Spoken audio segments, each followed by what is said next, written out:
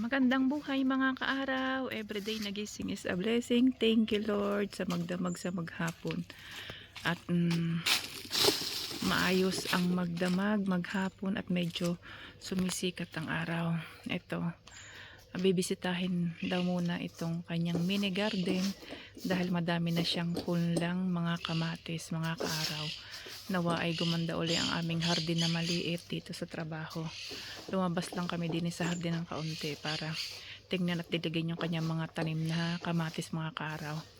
Anyway, napaka-busy natin, napakadami nating trabaho. No, hindi naman madaming trabaho pero busy, kaya nga ang ibig ko sabihin yung serbisyo natin sa mga bisita, pagpapakain, paghahanda ng kanilang mga kailangan sa umaga, tanghali at hapon.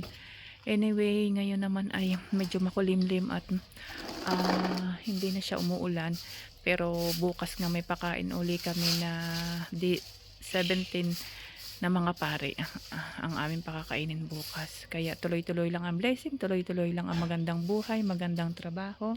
Salamat sa inyong lahat mga kaaraw. More follow and viewers to come sa ating lahat. Ayun, nagkanda bulol-bulol na tayo. Maganda na uli ang kanyang mini garden din sa likod bahay namin. Yung mini garden ni Kabosing. Ayun, shout out sa lahat ng ating mga kaaraw, mga followers, mga viewers.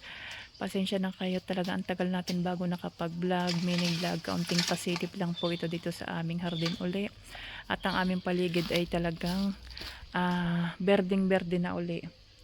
Ayan, kasi nagpapahiwatig na ang summer, kaya maganda na uli ang ating paligid. Kaya lang pag summer nga dito sa amin ay sobrang nakakapagod. Ang init, yung ang init ba pag ikaw ay nagtatrabaho, doble-doble ang pagod kasi nga magsiservisyo ka sa paghahanda ng pagkain, tapos kaunting linis-linis, kaya okay lang yun, matapos din naman ang summer at dadaan din naman ang summer. Kaya ipasilip ko sa inyo ang aming kapaligiran sa ngayon. Ayan, madamo na uli at maberde. Ayan, napakaganda ng aming kapaligiran. Mga kaaraw, puputulin ko muna uli ang aking mini vlog kasi nga kailangan na nating pumasok sa loob, at pasensya na kayo at sorry sa mga hindi nakakasilip sa aking pagpo-post ng aking vlog kasi nga sobrang dami nating ginagawa.